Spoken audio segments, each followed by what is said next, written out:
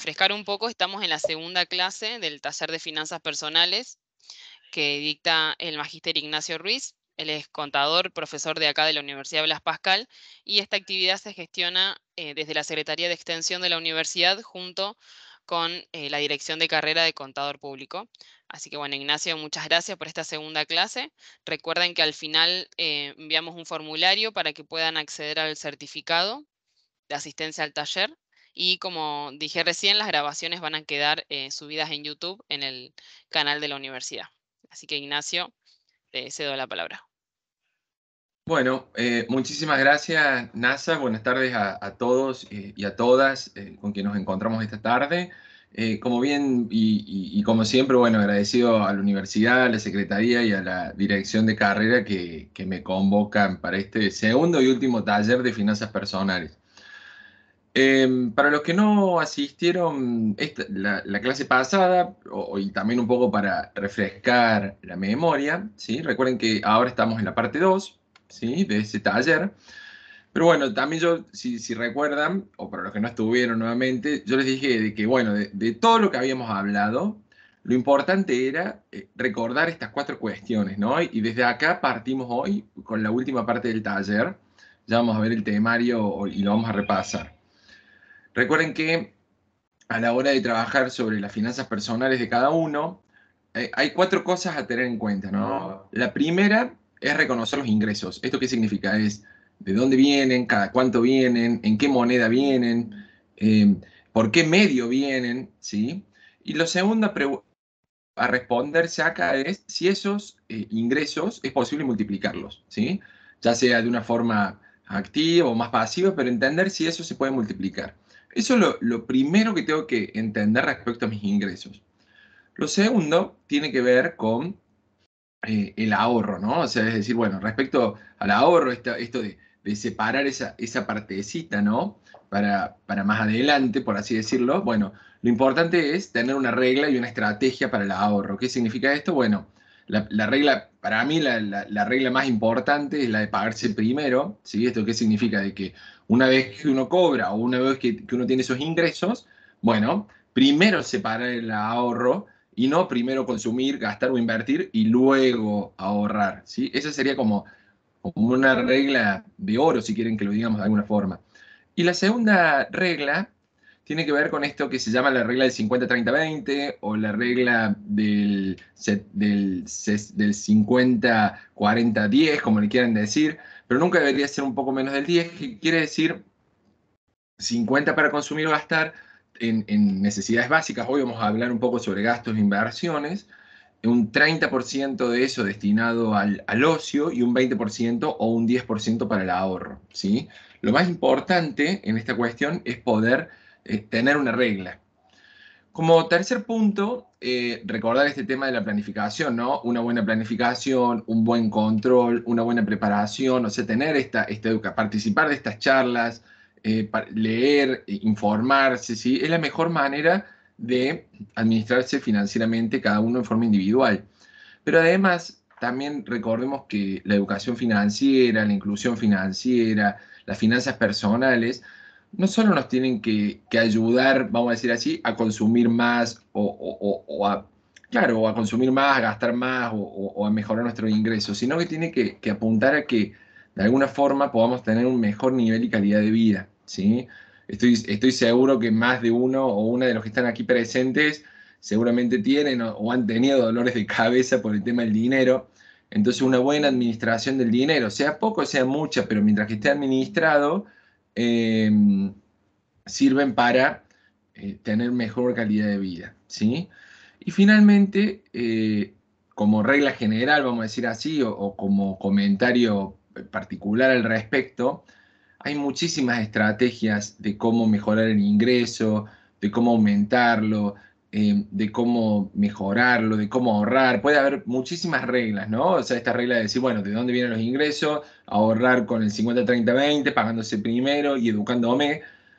Pero más allá de eso, lo importante es que ustedes puedan tener una estrategia y que esa estrategia, sobre todo, se adapte a ustedes. Porque peor es no tener ninguna estrategia e ir, vamos a decir así, caminando o transcurriendo sin tener una mirada sobre una estrategia, una técnica o cómo hacerlo, ¿sí?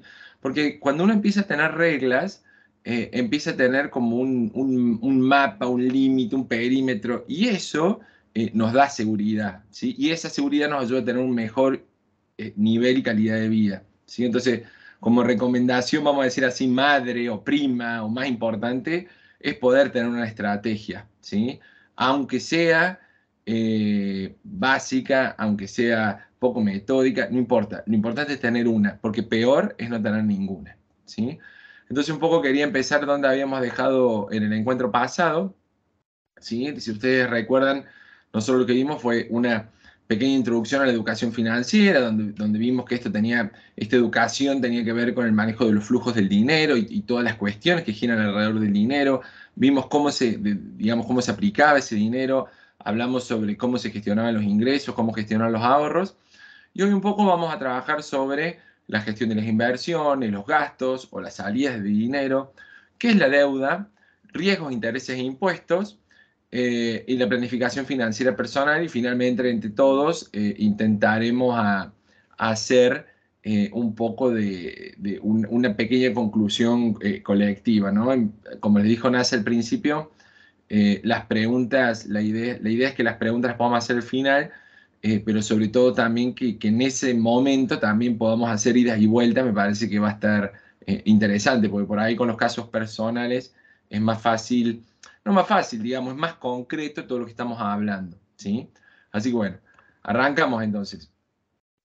Entonces, vamos a empezar por lo que se conocen como inversiones, ¿sí? A nosotros, por ahí, podríamos decirlo así, ¿no? Las películas, Hollywood, la misma vida real, las redes sociales, nos han dicho, y sobre todo en el último tiempo, donde han aparecido muchísimos grupos de WhatsApp, de Facebook, de otras redes también, hilos en Twitter que tienen que ver con inversiones. Bueno, hay tanta información sobre lo que es inversiones, ¿no? Que bueno, se puede hablar muchísimo, ¿no? Pero en definitiva, ¿qué es una inversión? Bueno, es asignar fondos a ciertos activos con el objetivo de generar rendimiento financiero a lo largo del tiempo.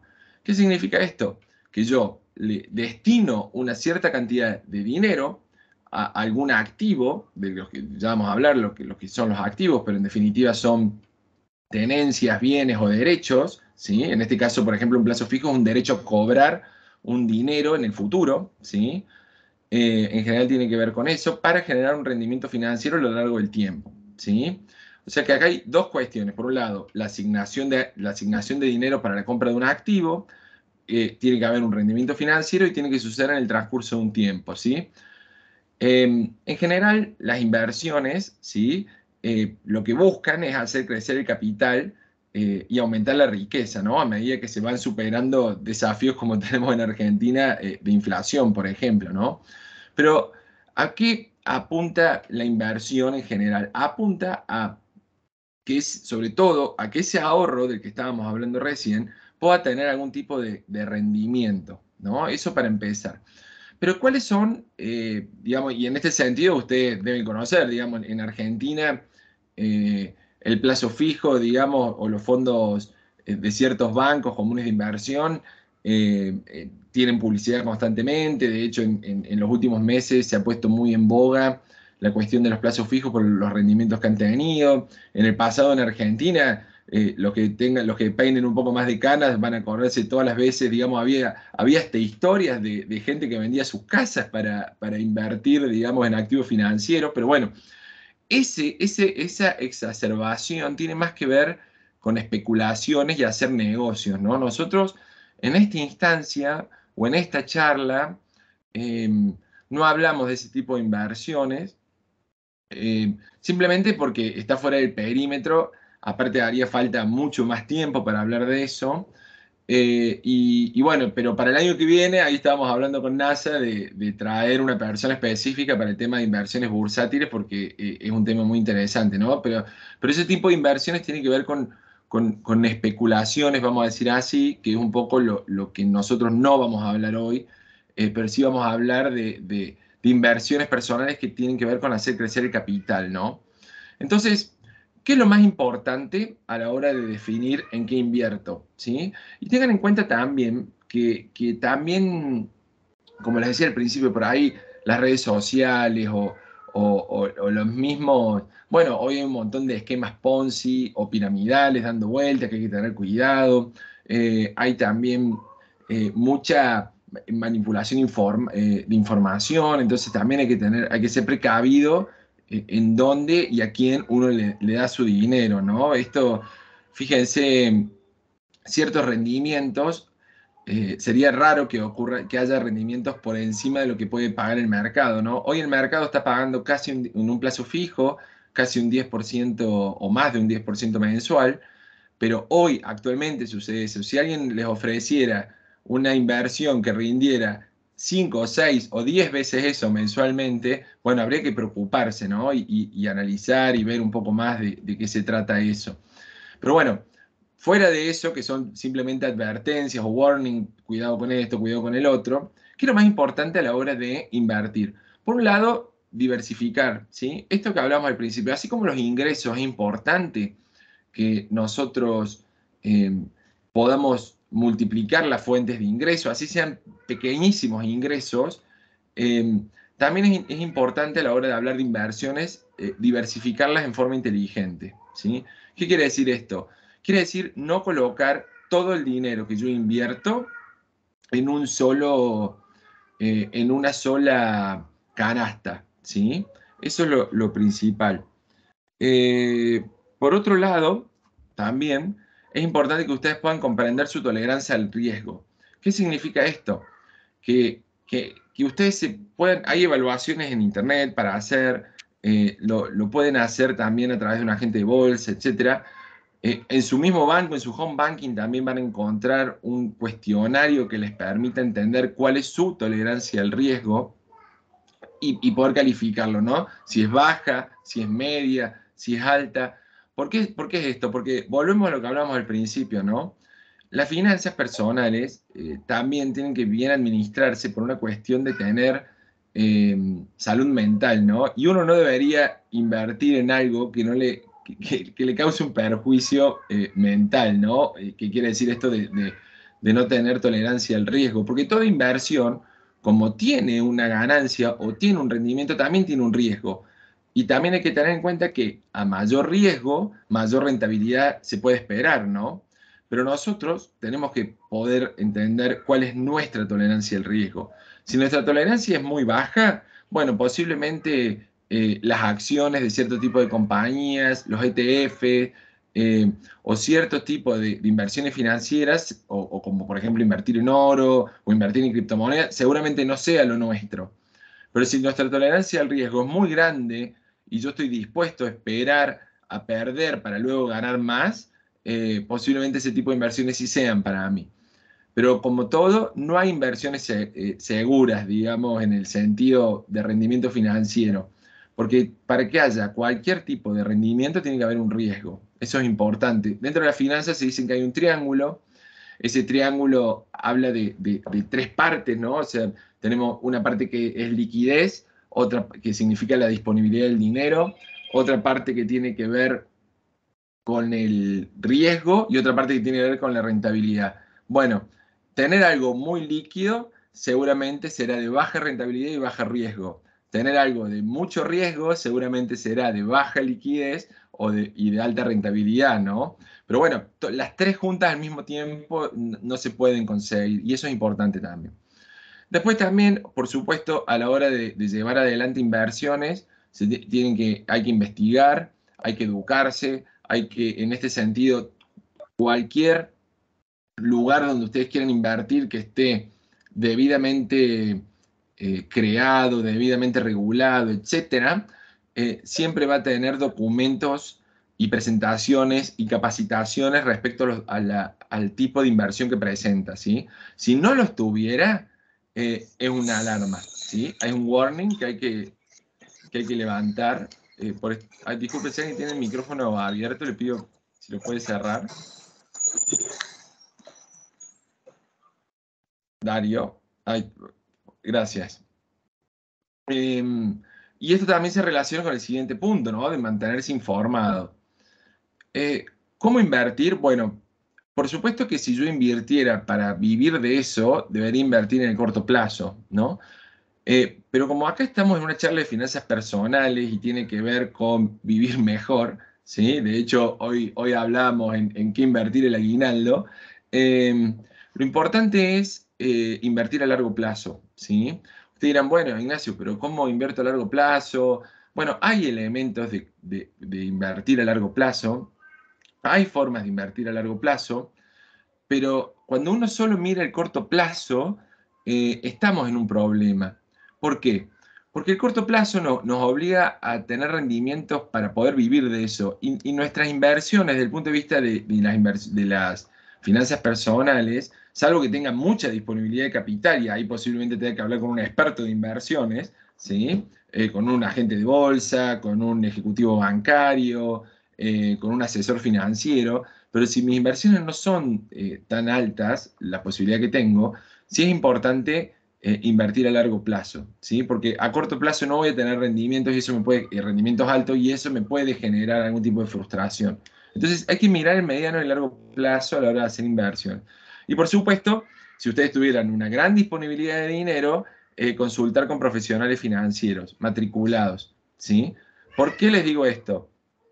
Porque nosotros, eh, ha habido muchos casos, sobre todo en el año anterior y en el anterior, donde ha habido esquemas Ponzi, piramidales, ha habido grandes estafas por promesas en inversiones de rendimientos altísimos, ¿sí? Entonces, por favor, siempre que vayan a invertir, cuando son sumas muy altas, hacerlo con profesionales financieros y que estén matriculados, ¿sí? Entonces, ¿en qué puedo invertir yo? Bueno, puedo invertir en acciones, puedo invertir en bonos, puedo invertir en fondos mutuos, puedo invertir en ETFs, que son nuevas cuestiones que han llegado a Argentina, que siguen ciertos índices. Puedo invertir en bienes raíces también. Por supuesto que acciones, bonos, fondos mutuos, los ETFs, en general, al igual que las cuentas de ahorro y certificados, tienen más liquidez y por supuesto, para entrar en bienes raíces hay que tener más disponibilidad de dinero, ¿no?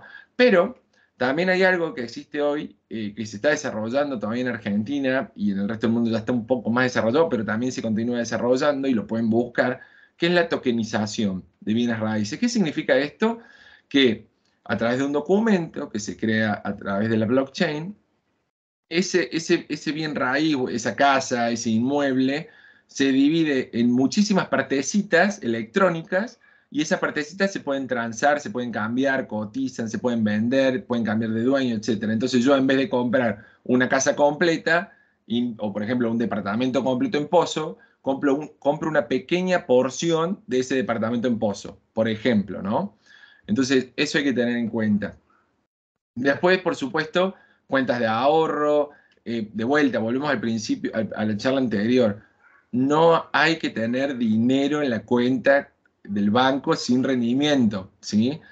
No hay, digamos, sí, obviamente cuestiones que tienen que ver con la economía informal y por ahí eso también excede un poco esta charla, pero sí tener en cuenta que tener dinero en la cuenta del banco sin que esté rindiendo o en la billetera digital es un problema, ¿no? Sobre todo en contextos inflacionarios como el nuestro. Aunque sea el dinero, tiene que rendir lo mínimo, no le va a ganar la inflación seguramente, pero por lo menos va a compensar algo, ¿sí? Entonces, cuidado con esto. Y después, por supuesto, hay diferentes formas de invertir, por ejemplo, en planes de jubilación, hay empresas que se dedican a eso. Bueno, el presidente electo ha hablado un poco de que el sistema previsional de Argentina posiblemente sufra algún tipo de modificación, pero más allá de eso, hay que tener en cuenta que existen este tipo de empresas donde uno puede invertir y tener un rendimiento respecto a un plan de jubilación. También tenemos criptomonedas para invertir o metales preciosos, el oro, que cotiza en bolsa, o anualidades, ¿sí? Entonces, pero que además de esto, hay muchísimos otros lugares donde se puede invertir o formas de invertir, pero lo importante es no dejar de invertir. Pero por otro lado, también no hay que temer desinvertir. Muchas veces uno, vamos a decir así, no sé si la palabra es se enamora o le gusta, o cómo lo podría decir, o no, o teme desinvertir. pero nosotros no deberíamos tener miedo de desinvertir, ¿sí? Perdón que me muevo, nada más que me están pidiendo que me mueva a otra parte de la casa. Perdón por eso. A ver, un segundo.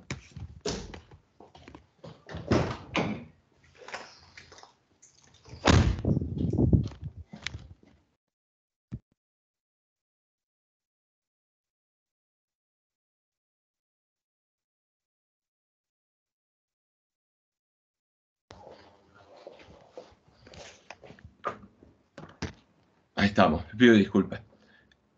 Y lo que es muy importante es que el dinero siempre debe rendir. No puedo tener dinero flotando sin que esté rindiendo, ¿sí? En economías como la nuestra, donde la inflación es tan alta, si nosotros tenemos dinero en nuestra cuenta corriente flotando sin rendimiento, estamos cometiendo un error grave. Entonces, colocarlo en un fondo común de inversión del propio banco. El Banco de Galicia tiene mucha publicidad de esto, por ejemplo, pero todos los bancos tienen diferentes herramientas. Las billeteras digitales también tienen. Entonces, cuidado con esto, por favor. Entonces, eso es un poco lo que tiene que ver con inversiones. La idea que hablamos es que el año que viene podemos hacer una clase exclusiva sobre inversiones, ¿sí? Hoy no lo tocamos porque hay diferentes herramientas, diferentes formas, pero es un mundo totalmente apasionante, pero lleva un buen rato entenderlo, así que lo vamos a dejar para la próxima. Después, gastos, ¿sí? Gastos, todo un tema, el tema de los gastos. Cuando hablamos de gastos, estamos hablando de la cantidad de dinero que una persona destina para cubrir los costos asociados con su estilo de vida, ¿sí? Estamos hablando, por un lado, de necesidades básicas y por otro lado, de deseos. Cuando estemos hablando de gastos, tenemos que tener en cuenta que hay gastos fijos y gastos variables. Los gastos fijos, todo el mundo lo conoce, son esos gastos que todos los meses se repiten, todos los meses, en la misma fecha, en el mismo momento, y casi siempre con el mismo valor, por supuesto actualizado por inflación, se van a repetir. Es muy importante, y los variables son los que, vamos a decir así, pueden ocurrir o no, pero aparte de eso, ocurren con cierta variabilidad, ¿no? ¿Qué significa esto? Por ejemplo, yo podría decir que la electricidad tiene cierto comportamiento durante el año y el gas, por ejemplo, tiene otro tipo de comportamiento durante el año. Entonces, es importante poder identificar uno y otro. Cuando hablamos de gastos, ¿sí? Es muy importante y es totalmente imprescindible, al igual que como pudimos identificar los ingresos al principio y pudimos identificar y decir, bueno, mis ingresos vienen de tal o cual lugar, en cierta cantidad, en cierta moneda, a través de cierta forma, es muy importante y es imprescindible a la hora de hacer una buena planificación personal financiera, identificar los gastos, ¿sí? Los fijos y los variables. Y sobre todo poder reconocer la diferencia entre una necesidad y un deseo. ¿Por qué les digo esto? ¿Se acuerdan cuando hablamos de ahorro? Que hablamos hablamos de que se tenían que poder, había esta regla del 50, 30, 20 o 50, 40, 10, ¿sí? Bueno, ahora es donde nosotros tenemos que identificar ese 50 y 30, ¿no? Es decir, cuánto de mis gastos tienen que ver con necesidad y cuánto de mis gastos tienen que ver con deseo. Yo sé que me van a decir, bueno, pero Nacho, seguramente todos mis gastos sean por necesidad. Bueno, pero hay que identificarlo, ¿sí? Porque posiblemente, no sé, tener tantas plataformas de streaming, ¿no? Que hoy están tan de moda, seguramente sean más un deseo que una necesidad. Por ahí una puede ser más una necesidad, pero posiblemente los otros sean más deseo. Entonces, es importante poder reconocer esto, porque cuando yo logro reconocer cuánto me ingresa, cada cuánto me ingresa, en qué moneda me ingresa, por qué medios me ingresan, y puedo reconocer qué gastos fijos tengo en el mes, qué gastos variables puedo tener en el mes. Por ejemplo, no sé, si tengo chicos en el cole, bueno, y tienen que hacer un viaje, no tienen que hacer un viaje todos los meses. Ese viaje lo hacen ocasionalmente. Entonces, en un mes será variable y en otro mes no estará. Entonces, si yo, de vuelta, y volvemos por ahí a la primera clase y me van a decir, bueno, pero está repitiendo. No, no es que esté repitiendo, sino que quiero reforzar, ¿sí? Lo más importante y lo imprescindible Y lo que no se nos puede escapar a la hora de hablar de finanzas personales es la identificación, ¿sí? Identificar mis ingresos, identificar cuánto puedo ahorrar, pero sobre todo también identificar cuánto tengo que gastar, ¿sí? Si yo no sé cuánto tengo que gastar, es muy difícil que pueda determinar cuánto necesito que me ingrese de dinero, ¿sí? Porque si yo no puedo identificar cuántos gastos fijos y variables tengo y cuántos de esos gastos son necesidades y cuántos son deseos, tampoco voy a saber cuánto tengo que tener de ingreso, ¿sí? Entonces, acá les doy vuelta, vamos a decir así, la tortilla y les digo, bueno, así como hablamos de los ingresos y los ahorros la otra vez, ahora hablemos de los gastos. Identifiquemos cuántos son gastos realmente necesarios, cuántos son un deseo y cuántos suman esos gastos, y cuántos son fijos y cuáles son eh, variables. Porque de esa manera yo voy a poder decir, bueno, entonces yo para vivir necesito un ingreso de tanto. Entonces ahí podré identificar si tengo que, no sé, buscar un trabajo, hacer un upskilling para cambiar mi trabajo, hacer una inversión en capacitación para tener más ingresos, hacer, no sé, se dispararán muchas decisiones, pero esas decisiones pasarán a ser conscientes, pasarán a ser coherentes y sobre todo me indicarán hasta qué punto yo puedo hacerlo según el nivel de gasto que yo puedo tener y a veces hasta quiero tener, ¿no? Entonces es importante eso. Por otro lado, cuando estamos hablando de gastos, fijar prioridades se convertirá en un tema central, ¿no?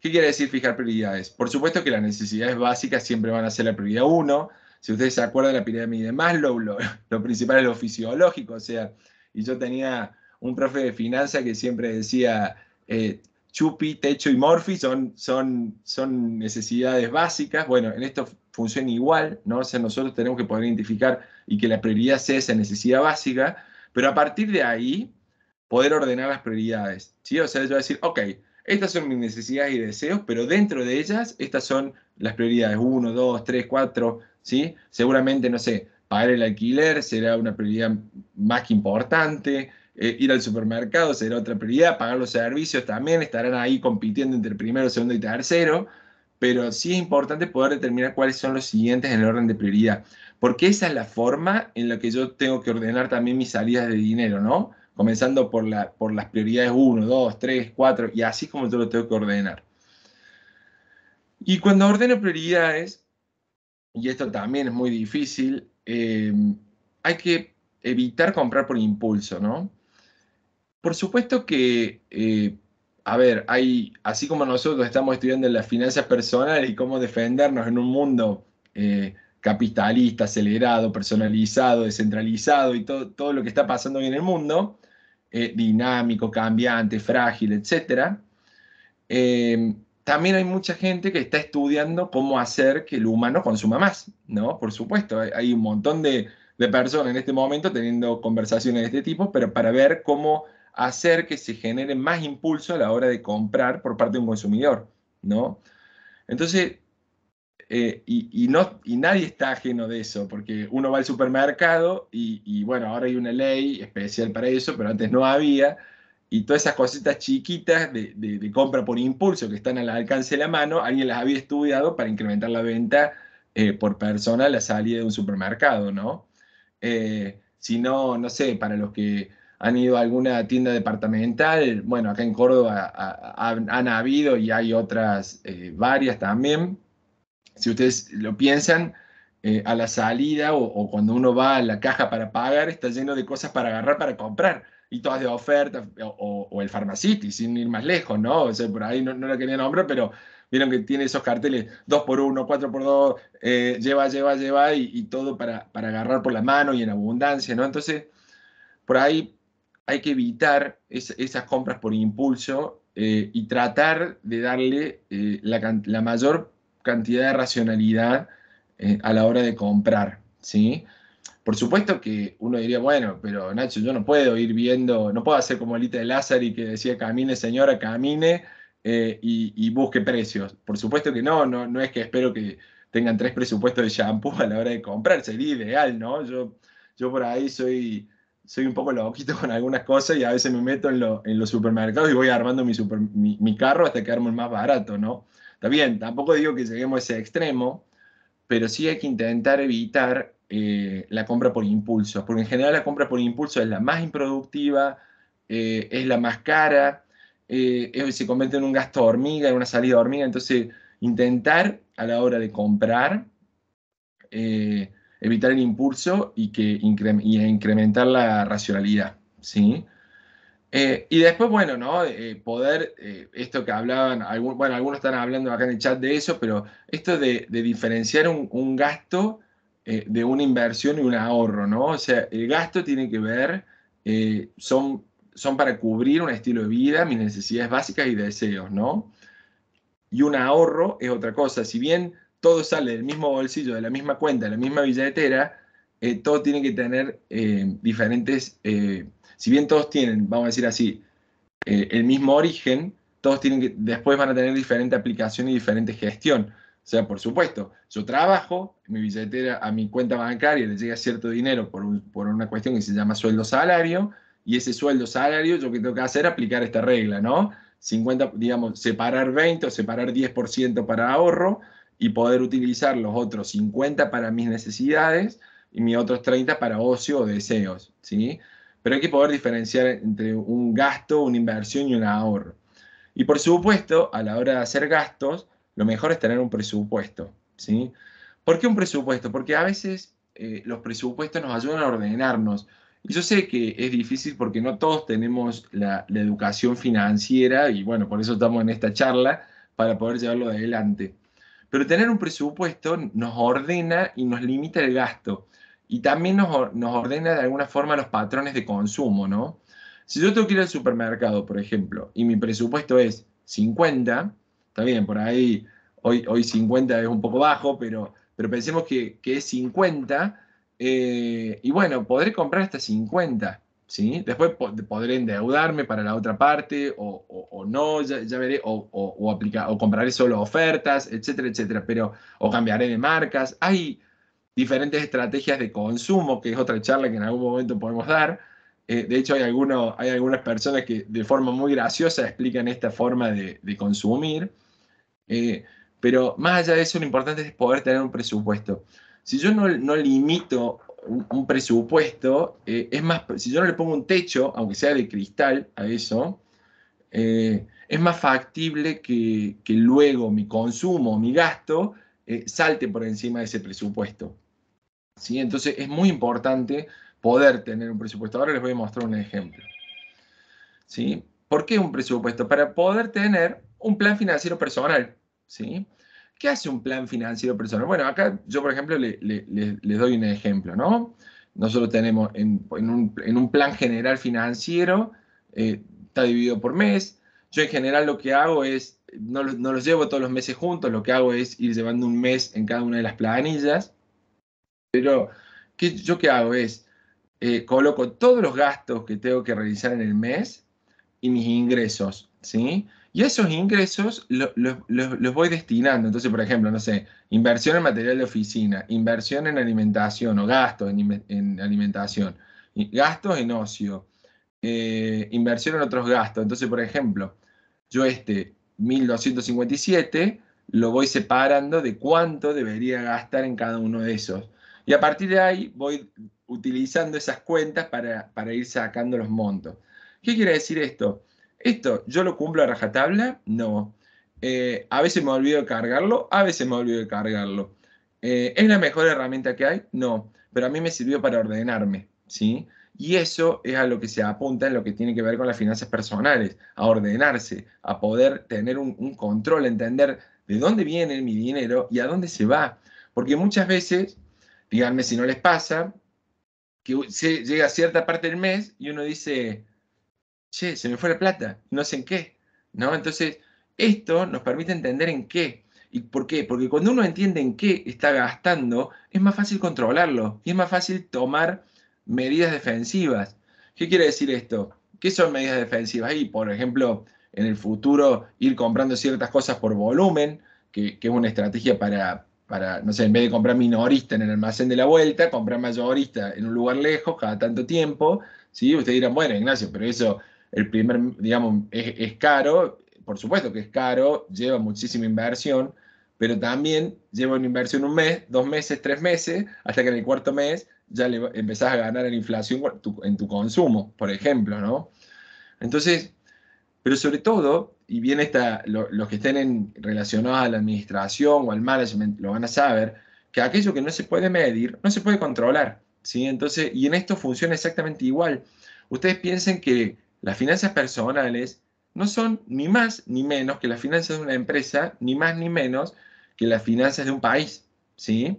Y ahora que está tan de moda esto de gastar, tan de moda en el buen sentido de la palabra, ¿no? O sea, de que se habla tanto en los medios de que se va a reducir el gasto, bueno, tiene que ver con eso, ¿no? Con gastar más de lo que uno puede.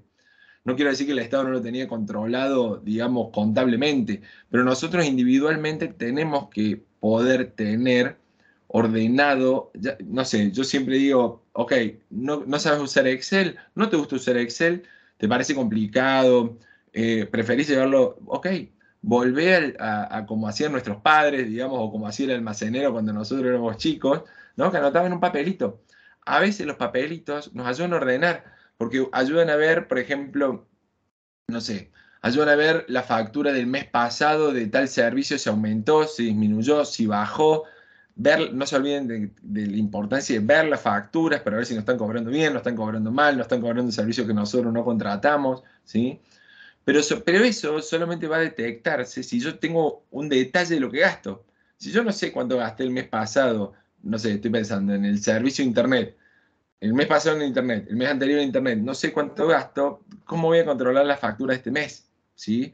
Entonces es muy importante poder tener eh, claridad sobre en qué estoy gastando, ¿sí? Y cuándo me ingresa. Y de esa manera poder hacer un presupuesto y a partir de ahí poder destinar.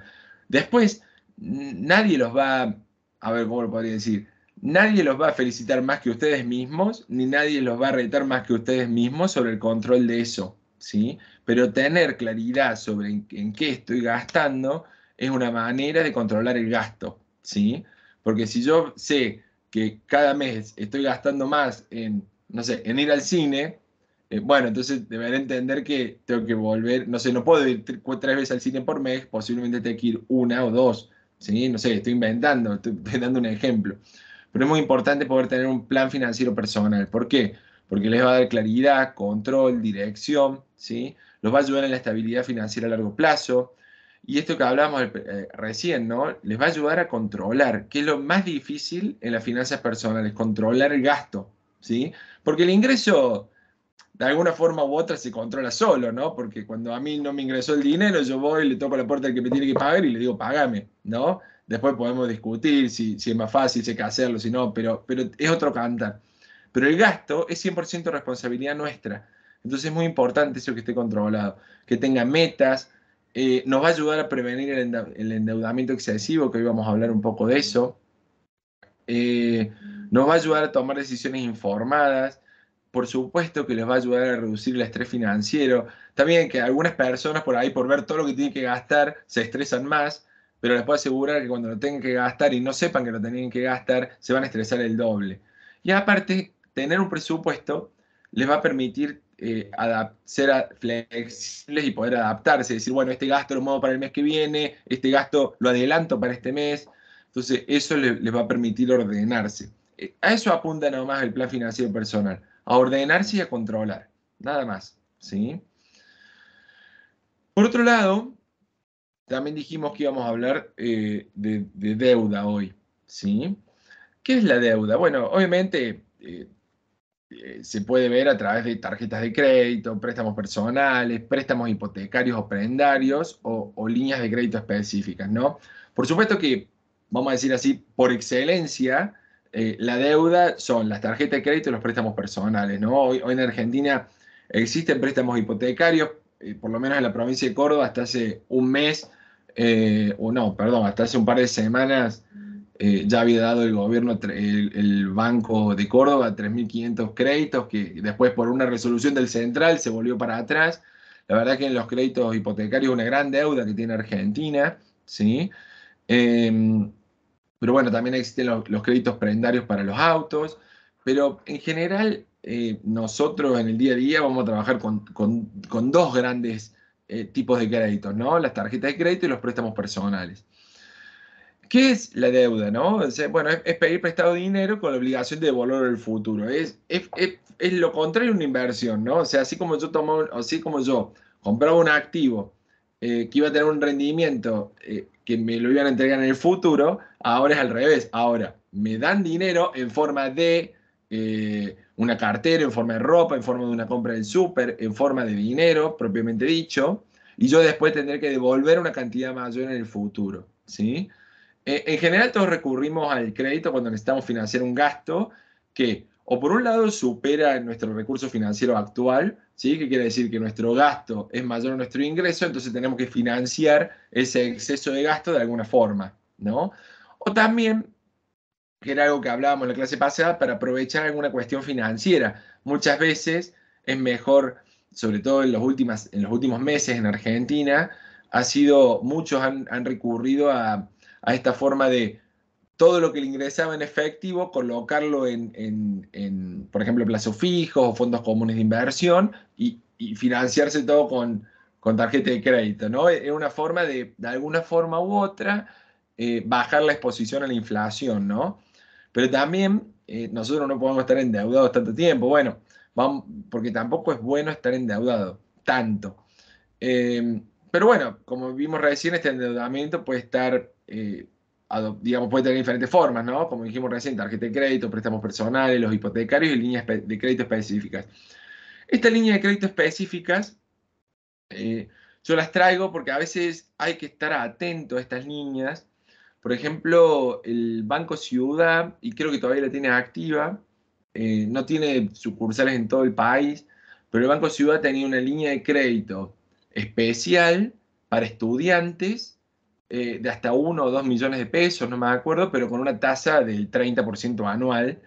Y si nosotros estamos yendo a una tasa de casi 150% anual de inflación o más, tener una tasa de financiación del 30%, la verdad que es bastante menor, ¿no?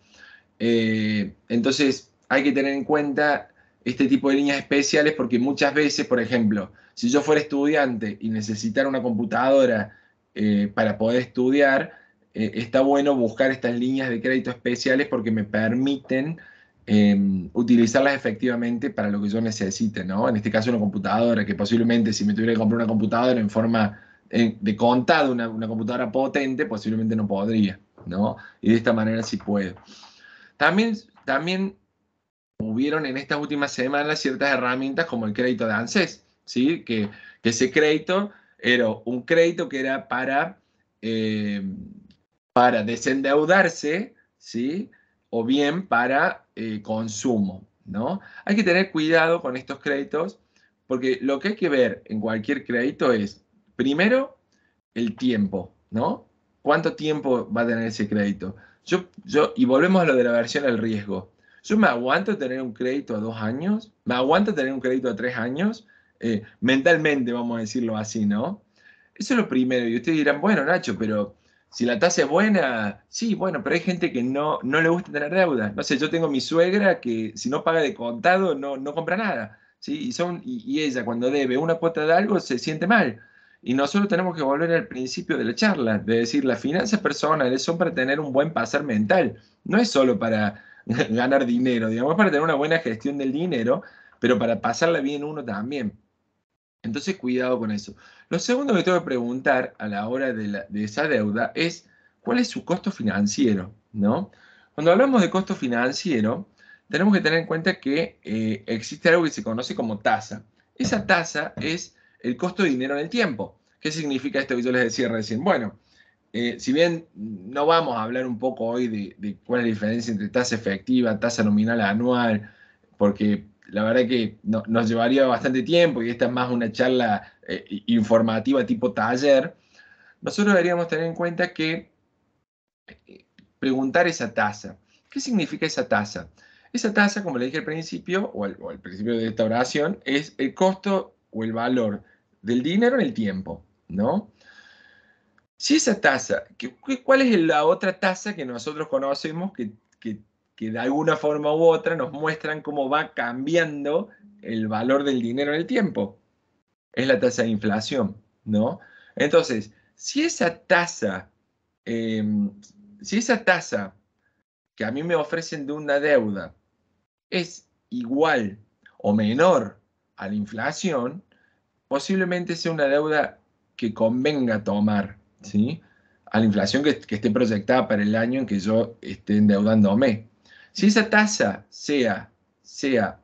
fuese, mayor a la tasa de inflación, como regla general lo estoy diciendo, ¿no?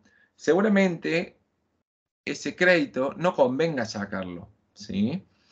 Entonces hay que tener cuidado con esto.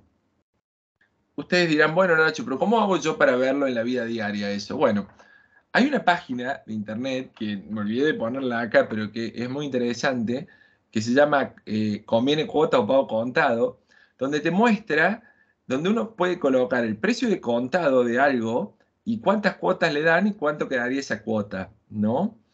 Y de esa forma uno ahí pone los números rápidamente y te va a decir, y el cálculo te lo va a hacer esta página web.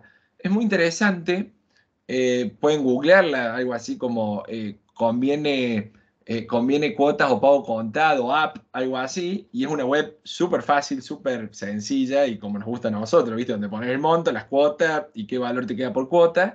Y de esa manera uno va a poder saber si le conviene endeudarse o le conviene pagar de contado, ¿sí? Si quisiera hacer una buena diferencia.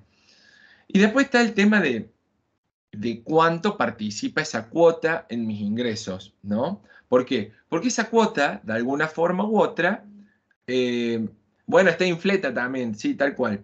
Que es una app que hace lo mismo.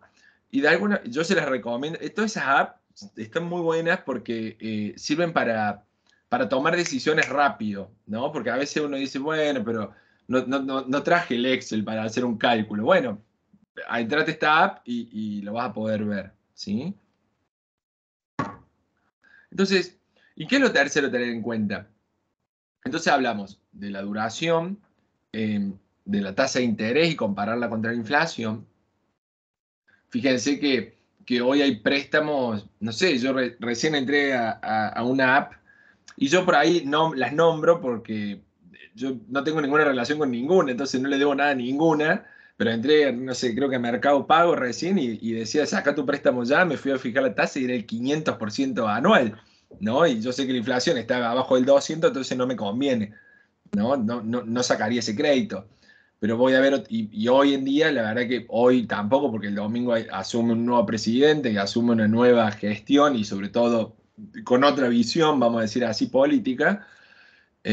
Entonces hoy en este momento no sería un buen momento para endeudarse porque nadie quiere prestar dinero hasta que ver qué pasa el lunes, ¿no?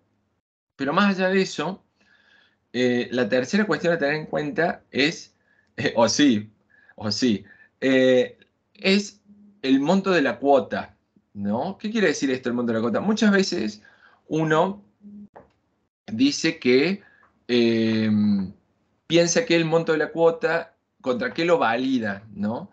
Bueno, ese monto de cuota uno lo debería validar contra qué proporción del ingreso es hoy y qué proporción de mis ingresos va a ser en el futuro, ¿no? ¿Qué quiere decir esto? Vamos a pensar así.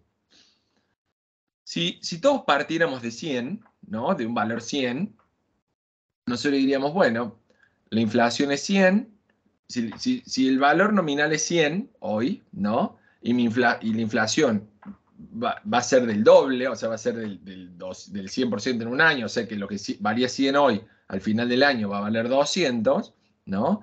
Yo podría decir, ok, si eso es el máximo tope que va a valer el dinero en el futuro, y yo sé que mi tasa es del 50, vamos a decir así, ¿qué quiere decir eso? Que va a ser 100 y al final va a ser 150 lo que voy a terminar devolviendo.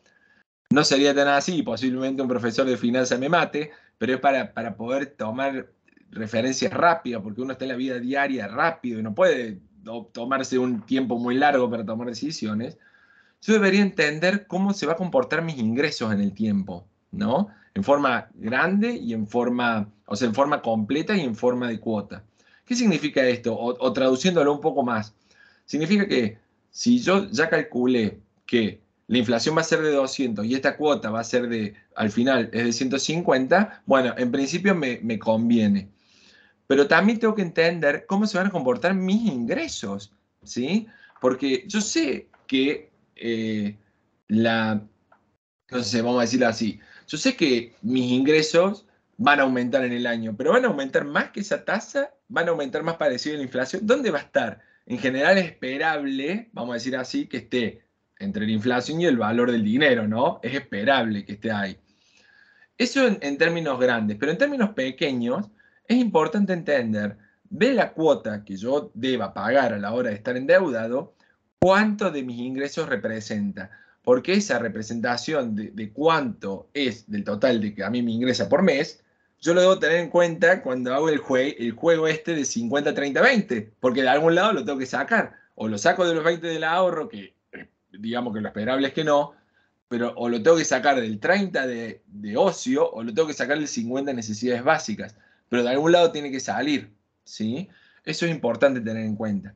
Entonces, rebobinando un poco, a la hora de financiarse, tener en cuenta el tiempo, el costo, o sea, la tasa de interés, comparar esa tasa contra otros costos que yo conozco, y tercero, tener en cuenta cuánto de mis ingresos representa esa cuota, ¿sí? Si representa el 10%, bueno, tener en cuenta que posiblemente tenga que ajustar algún gasto, pero si representa mucho más que eso, bueno, tener en cuenta, posiblemente no lo deba tomar ese crédito. Muchos bancos, al igual que muchas organizaciones financieras, fíjense que nunca te dan un préstamo con un valor de cuota mayor de cierto porcentaje de tus ingresos, ¿no? Eso lo hace en principio para proteger al consumidor financiero de su propia voracidad financiera, vamos a decirlo así. Pero ustedes mismos también, pero muchas veces las tarjetas de crédito no te dieron un límite y vos lo podés usar todo el primer mes o todo durante el año. Entonces tener en cuenta eso, ¿no? O sea, decir, bueno, yo puedo usar mi tarjeta de crédito hasta este monto. Si yo me paso este monto, la diferencia posiblemente la tenga que refinanciar. ¿Mm? Entonces tengan en cuenta esas cuestiones, ¿sí? Con lo que tiene que ver con la deuda. Pero lo que sí es eh, imprescindible, digamos, a la hora de tomar crédito, al igual que hemos hablado con el ahorro, al igual que hemos hablado del ingreso, al igual que hemos hablado de los gastos, es tener una estrategia. El endeudamiento también se gestiona y el endeudamiento responsable debe ser así para evitar problemas financieros. Demasiada deuda puede resultar en pagos mensuales elevados, intereses acumulados y en el extremo dificultades para cumplir con esas obligaciones, ¿no? Entonces, una buena práctica en lo que estamos viendo nosotros actualmente de finanzas personales es utilizar el crédito de manera estratégica, ¿sí? Que hay que priorizar las necesidades esenciales y evitar endeudarse para financiar gastos innecesarios, ¿no? Por supuesto que ustedes dirán, bueno, Nacho, pero si yo me voy de vacaciones una vez al año, posiblemente yo las quiera financiar. No, bueno, eso está bien. Estamos hablando de gastos innecesarios, ¿no? O sea, gastos que se consumen en el momento. Hay que evitar, eh, salvo que lo esté utilizando como una estrategia defensiva contra la inflación, endeudarse con gastos innecesarios. Y también es crucial que cada uno de nosotros podamos entender los términos y condiciones de los préstamos, estas tres cuestiones que hablábamos hoy, ¿no? Tasas, intereses, plazos y cargos adicionales. Muchas veces, por ejemplo, los planes ahora 12, bueno, ahora los ahora 12 de este momento, ya cualquier consumidor se ha, ¿cómo lo podría decir? Se ha interiorizado en que sí había un interés en el ahora 12, no era que eran sin interés esos 12, de hecho ahora se sobrecargan en la tarjeta, ¿no? Pero más allá de eso, si ustedes van y ven su resumen de cuenta, van a ver que hay un seguro de vida por esa deuda, que es un gasto que seguramente ustedes no lo tuvieron en cuenta. Hay impuestos a los sellos por esa deuda, que seguramente no lo tuvieron en cuenta. Y hay otros gastos de comisiones que seguramente no lo tuvieron en cuenta. O sea, hay que tener eso también en cuenta, valga la redundancia, esos cargos adicionales a la hora de tomar un crédito, ¿no? Ya sea un crédito personal, un crédito hipotecario, un crédito prendario, ¿sí? Por ejemplo, cuando yo tomo un crédito prendario, y en esto podríamos discutir, bueno, impuestos, podríamos discutir de cuestiones que tienen que ver con lo ético o lo legal, pero bueno, excede esta charla, pero por ejemplo, ustedes van a ver publicidades de saca tu auto por, no sé, 84 cuotas de 100.000 pesos, ¿no? Listo. Pero, pero en ningún lado, o sea, sí, abajo dice chiquito de que aparte hay que pagar una prenda, aparte hay que pagar el seguro, aparte hay que, o sea, aparte hay que pagar un montón de otras cosas que por ahí no se tienen en cuenta en el momento de cuando uno va y lo contrata, ¿no? Entonces, cuidado con esas cuestiones. Entonces, ¿qué es importante a la hora de hablar de deuda? Bueno, primero cuidar el historial crediticio, ¿sí? Es muy importante el scoring, como se llama. ¿Por qué? Porque el scoring ese nos va a acompañar por el resto de nuestras vidas. Hoy en día existen herramientas como el Veraz, como el Gnosis, donde uno pone el quit de cada uno de nosotros y aparece todo en nuestro historial financiero. De hecho, uno puede entrar a la página del Banco Central, poner su quit y ver qué tipo de deudor es. Y el mismo Banco Central te lo dice. Esa información pública que ustedes pueden entrar hoy a la central de deudores del Banco Central y ver cómo está en su propio quit. Y ahí les va a decir cuánto debe, a qué banco le debe, qué situación está en cada banco, si está en situación 1, 2, 3, 4, 5. Pero cuidar el historial crediticio hoy les va a permitir en el futuro tener un mejor historial crediticio.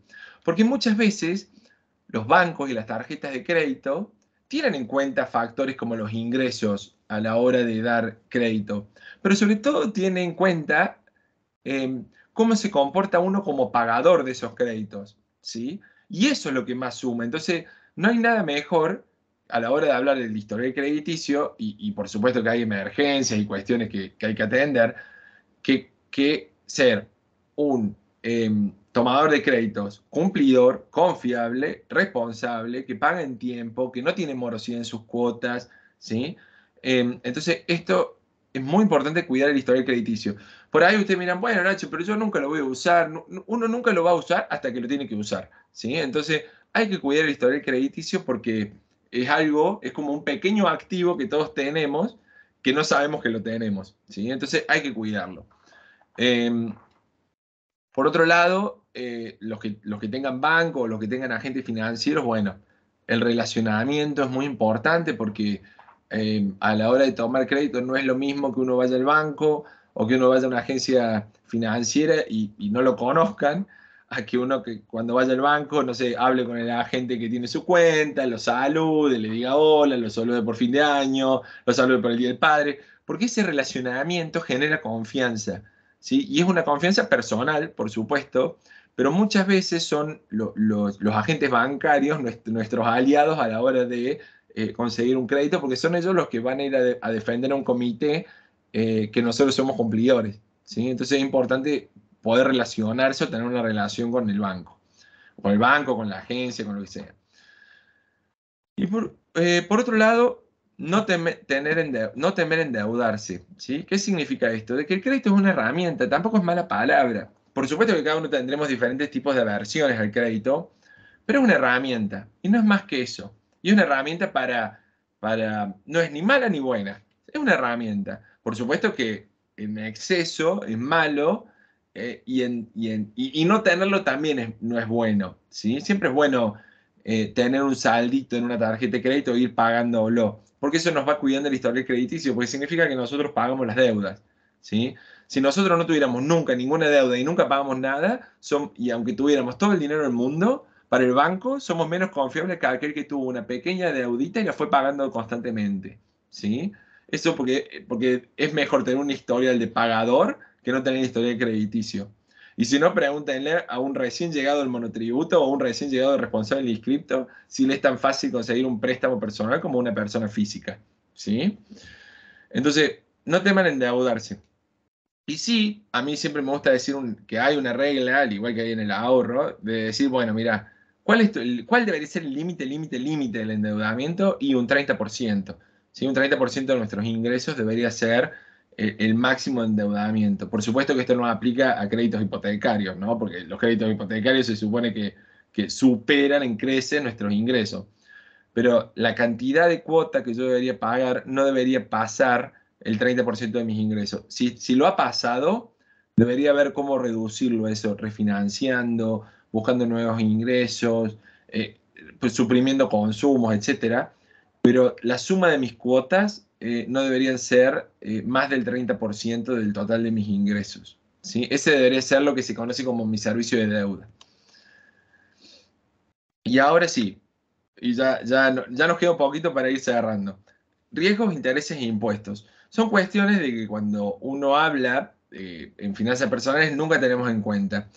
De intereses ya hablamos un poco, ¿no? Que es este pago por el uso del dinero, digamos, ya sea por el prestado o la ganancia que obtengo por prestar mi dinero para que se preste, valga la redundancia, en un banco. Pero hay que tener en cuenta, ¿no? Esta tasa de interés va a representar el porcentaje principal que se acumula durante un periodo determinado, ¿no? O sea, esto que hablamos, ¿no? El costo del dinero en el tiempo. Por supuesto que mientras más alta la inflación es esperable que ese interés sea más alto, porque se supone que nadie presta dinero para no ganar dinero, ¿no? Entonces, tener en cuenta eso. Por eso es tan importante y muchos economistas y periodistas de economía hablan de que es importante la estabilización en Argentina para que se recupere la posibilidad de crédito. Por otro lado, los impuestos, que son pagos obligatorios, bueno, los que tengan en su tarjeta de crédito débitos, por ejemplo, de plataformas, de streaming, van a ver que hay impuestos. Muchas veces vemos en Internet ofertas por $1, pero no tenemos en cuenta todos los impuestos que hay atrás de eso, el impuesto país, las percepciones de ganancias, de ingresos brutos, ¿sí? De esas, por ejemplo, se habla poco. En Córdoba, en Argentina, nosotros hablamos mucho del dólar Qatar, ¿sí? Pero ciertos tipos que es el dólar turista, mejor dicho, que es o el dólar tarjeta, porque ahora ya creo que están unificados, que tienen un impuesto más otro impuesto más otro impuesto, que termina haciendo que la cotización oficial del Banco Nación por 2 termine siendo el valor del dólar que uno termina pagando, porque termina pagando $1 más todos los impuestos. Algunos recuperables, otros no, otros dicen que son recuperables, pero bueno, si alguien lo pudo recuperar, después me cuenta cuánto tiempo le llevo. Pero más allá de eso, hoy, por ejemplo, hay otros impuestos cuando supera cierto monto de consumo, también te cobran percepciones de ingresos brutos, ¿sí? Entonces, y eso se habla poco, pero hoy existe. Vayan a ver su resumen de cuenta y van a ver qué va a decir ingresos brutos Córdoba o ingresos brutos de la provincia de la que ustedes sean. Entonces, cuidado con los impuestos.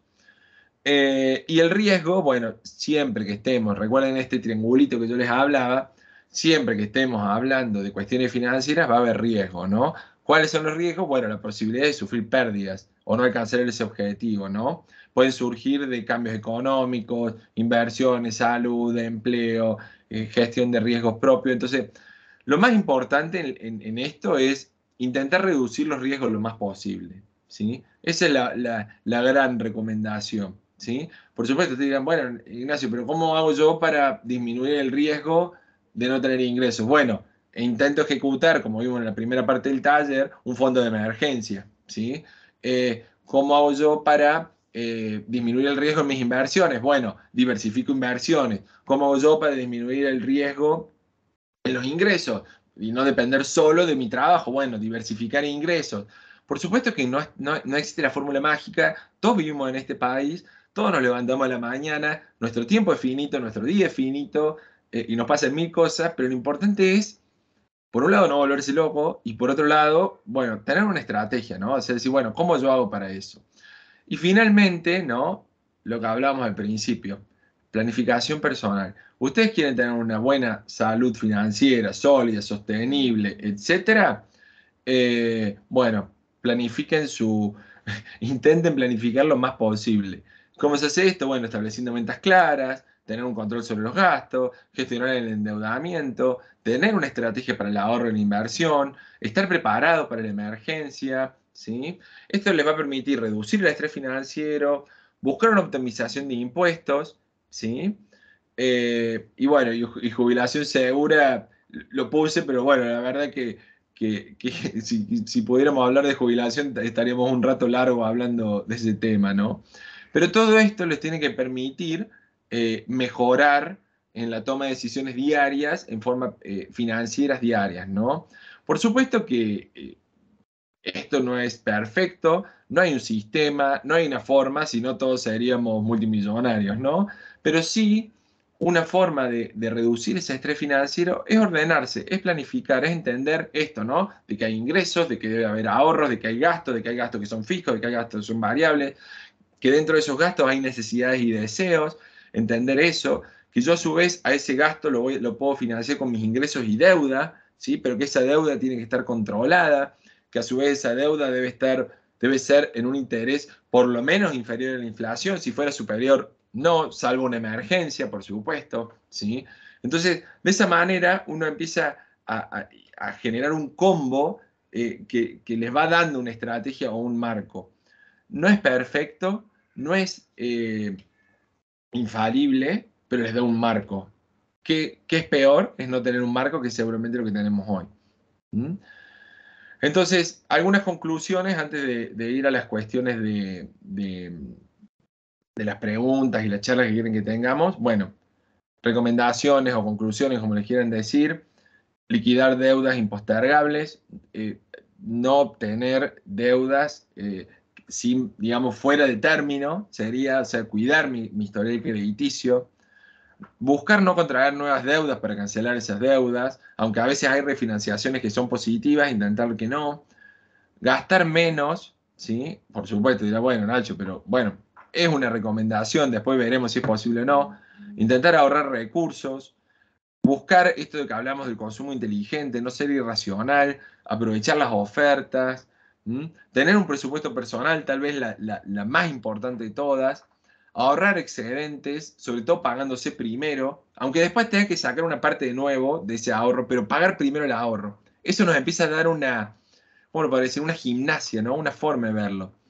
Y finalmente, y por ahí me contradigo a mí mismo, opiniones son solo opiniones, ¿sí? Cada uno puede tener su propia estrategia, su propia manera de verlo, su propio marco, pero todos no dejamos de ser, no dejan de ser opiniones. Los que conocen las finanzas en profundidad son ustedes y posiblemente su asesor financiero.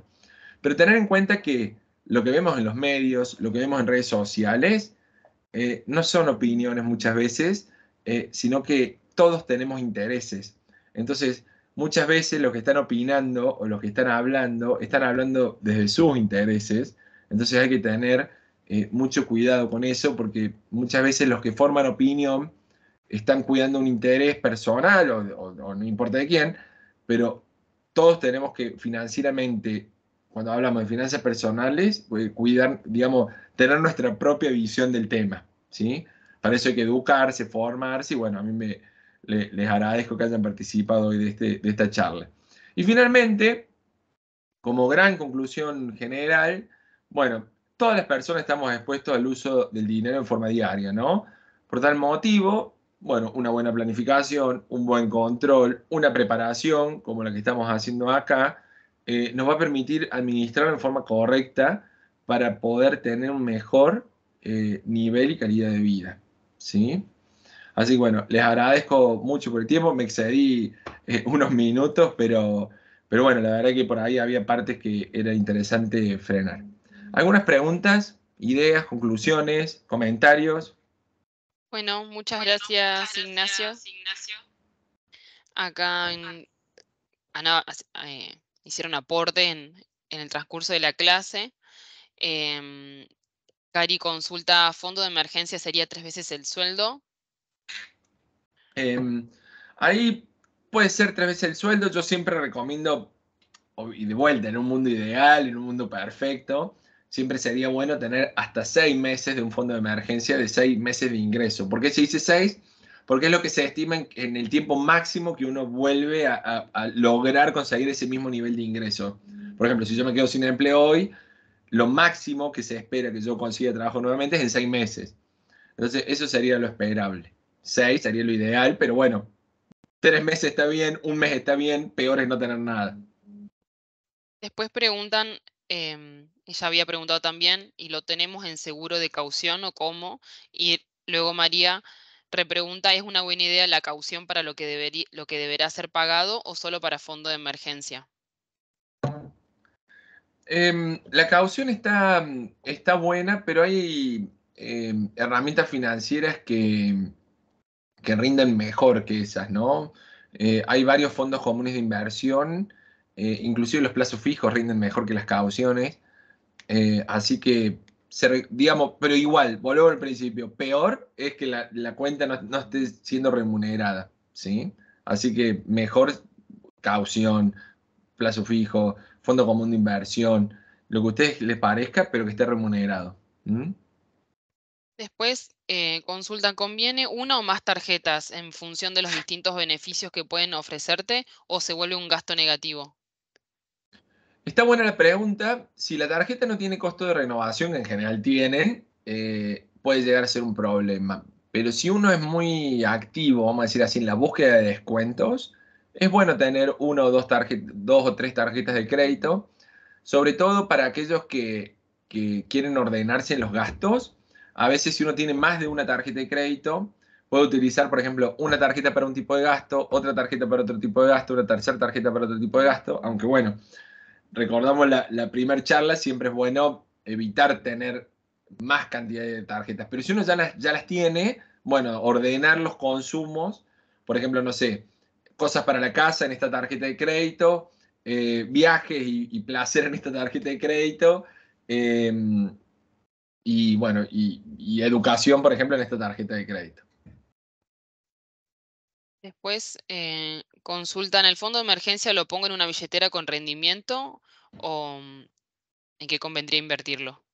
Eh, a los fondos de emergencia, para mí, y no es una recomendación, como diría la Comisión Nacional de Valores, siempre es bueno tenerlo en algún activo de más largo plazo, porque en realidad un fondo de emergencia viene a ser eso, ¿no? Es como un ahorro de largo plazo. Entonces, y por ende podría ser invertido en largo plazo. Ahí lo mejor sería invertir, por ejemplo, en CDRs o en fondos comunes de inversión atados al dólar o en obligaciones negociadas atadas al dólar, ¿sí? Eso sería mejor, cosa de que tengan un rendimiento que posiblemente más bajo, pero al estar en moneda dura, yo sé que los puedo liquidar rápido en la cotización que tengan en aquel momento. ¿Mm? Después acá Antonio pregunta cómo hago para mejorar mi calificación en AFIP. Ahí, Antonio, lo que yo te recomiendo es que consultes a un contador matriculado, porque él debería poder ver tu situación en forma personal, ¿sí? Debería poder entrar a tu clave fiscal, hacerte algunas preguntas de rigor que tiene que hacerte para poder responderte esa pregunta en forma bien personal y particular.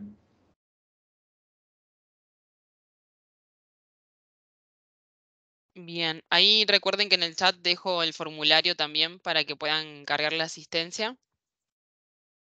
María pregunta, ¿tiempo útil para planificar? ¿Mensual, trimestral?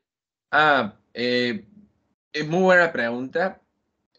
Yo en mi caso nunca lo puedo hacer trimestral, eh, pero sí lo hago mensual. ¿Sí? Yo tengo un Excel que tengo ordenadito todo mensual y yo les recomiendo mensual e inclusive cuando alrededor del 20 ya abrir la hoja del mes siguiente, vamos a decir así, para empezar a ver cómo va a arrancar el mes siguiente y poder empezar a anticiparse, ¿no? Yo recomiendo el mensual por lo menos. Después, ¿conviene un fondo de inversión ajustable al dólar o a la inflación? Ah, es buena pregunta. Eh, la verdad que hoy, ya en este momento, no me atrevería a decir ninguna, o sea, no me atrevería a darte la opinión de alguna u otra, pero aunque sea por inflación o aunque sea por el dólar, eh, cualquiera de las dos estaría bien. Yo creo que en el último año, digamos, depende también del tipo de gobierno que tengamos. Por ahí el tener un gobierno del que se está saliendo, siempre es más recomendable tener uno más atado a la inflación, porque en general son gobiernos que pisan más el valor del dólar o que están más mirando el valor del dólar. Pero posiblemente ahora te recomendaría el revés, digamos, en las últimas etapas de este tipo de gobierno siempre es mejor pasarse a dólar porque es el que más expectativa de aumento tiene en el corto plazo, ¿sí? En el largo plazo, finalmente, siempre la inflación, como todos vivimos en Argentina, cobramos en pesos y pagamos en pesos, siempre va a ser mejor que estén atados a inflación, ¿sí? Acá pregunta Victoria, ¿de dónde se pueden descargar plantillas de planificación? si tenés para recomendar. No tengo para recomendar una en particular, pero en esta presentación pueden bajar las que les mostré, pero yo no recomiendo muchas porque son a veces muy complejas y piden muchos datos. Yo creo que lo mejor, Victoria, es elegir algo, digamos, hacerla vos misma, ¿sí? O sea, poner ingresos, egresos, ahorro e ir armándola, ¿no? Yo muchas veces recomiendo inclusive hacer una sola planilla donde voy poniendo ingreso, gasto, gasto, gasto, gasto, ahorro, o sea, y lo voy ordenando en más y menos. Y de esa manera voy sabiendo cuánto me sobra, cuánto me falta. Eh, pero no hay una porque en realidad todo depende de tu propia estrategia. ¿Por qué te digo esto? Porque muchas veces esas planillas hablan, no sé, gastos en medicamentos, ya vienen tan armadas que dice gasto en medicamentos, gasto, no. Para nosotros los gastos es dinero que sale. Lo gastaré en medicamentos, lo gastaré en cable, lo gastaré en internet, en lo que sea que lo gaste, pero es salida de dinero. Y eso es lo que a nosotros nos interesa entender. Los flujos entre la salida y las entradas, cómo administro el ahorro, cómo administro la inversión, cómo administro eh, en la deuda. Y entonces mi recomendación es que desde un cuadernito hasta un Excel que ustedes mismos puedan hacer, es mucho mejor que descargar algo de internet. ¿Mm? Acá María pregunta, ¿cómo estimo el aumento de los costos fijos, impuestos, servicios? ¿Qué porcentaje podría utilizar? Yo utilizaría por lo menos los porcentajes de inflación del mes anterior, ¿sí? O sea, yo utilizaría, vieron que todos los mediados de mes se publican las tasas de inflación, yo utilizaría esos valores para actualizar. Después seguramente van a ser menores, pero yo utilizaría esos porque van a ser el máximo. ¿Mm? Y acá preguntan, ¿las cuentas remuneradas son las mismas que la de caución? No, no son las mismas. Las cuentas remuneradas son, por ejemplo, las de las billeteras virtuales y para hacer una caución yo tengo que estar en el mercado de valores. Entonces tienen como el mismo funcionamiento, pero no son exactamente iguales. Bien, y aquí la última dice, si ingreso en un plan de vivienda, ¿en qué categoría debería clasificar ese gasto? Por supuesto que es una necesidad la vivienda, ¿no? Yo hablaba de esto del techo, de la importancia del techo. Yo lo clasificaría como un gasto de deuda dentro de necesidades básicas, como para darle prioridad. O sea, como que no lo puedo cortar, ¿sí? Dentro del 50%, como bien ponen ahí en el chat.